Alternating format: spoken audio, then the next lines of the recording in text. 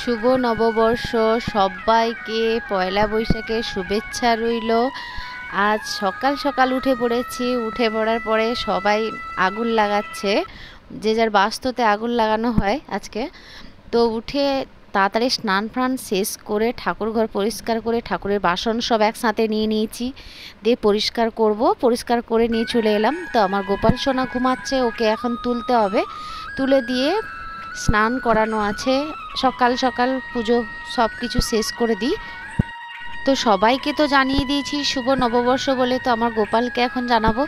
তো আমার গোপাল সোনার শুভ নববর্ষ, রাধে রাধে। যেটা শুনলে সব থেকে খুশি হয় যে রাধে, ওই নামটা সকালবেলা ঘুম থেকে উঠে ওর কাছে রাধেটা বলা উচিত। আমি আমার বলি রাধে বলে। তাকে ঘুম থেকে তোলার সময় আদর করে যত্ন করে তাকে ভালোবেসে তুলতে হয়। তো আমার গপু রাধে বলে এরকম আদর করে আমার গোপাল সোনাকে প্রত্যেক দিন এইভাবেই তুলি। ঘুম থেকে তোলার পরে তাকে প্লেন জল খাওয়াই।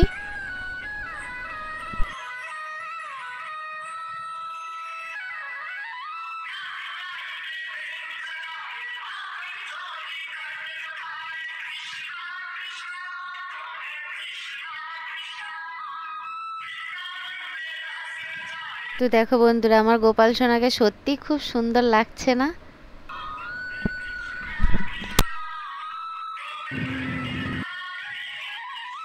তো চলো এবার তাকে স্নান করিয়ে দিই, তার ড্রেস খুলে দিব।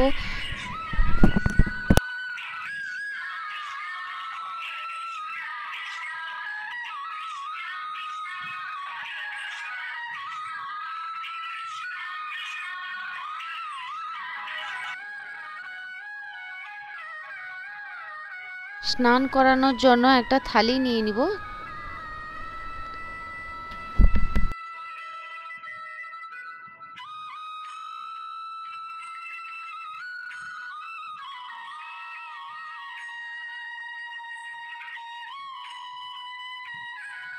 পয়লা বৈশাখে তার চন্দন স্নান করালাম।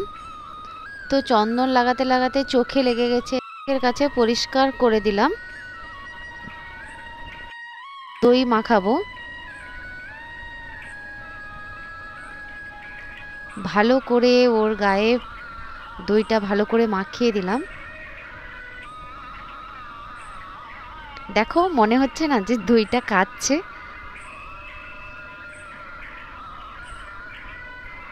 ওং ভগবতে বাসুদেবায় নামে নমঃ।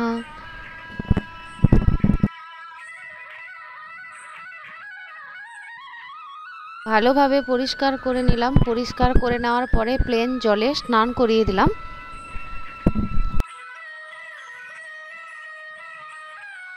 আজ পয়লা বৈশাখে গোপালের জন্য নতুন ড্রেস এসছে, তো ওটাই পরবে।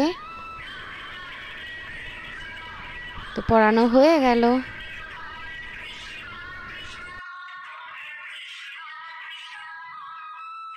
তো গোপালের জুয়েলারি সব কিছু পরানো হচ্ছে, পরিয়ে দিলাম। গলার হার,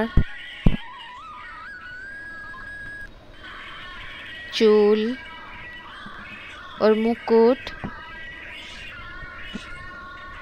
নিজের হাতে বানানো গাছের ফুল। আমার না খুব ভালো লাগে হাতে মালা গেঁথে গোপালকে পরাতে।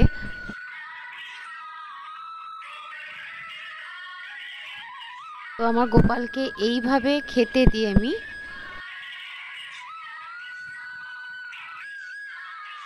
রাধে রাধে ভক্ত বন্ধুরা, হরে কৃষ্ণা।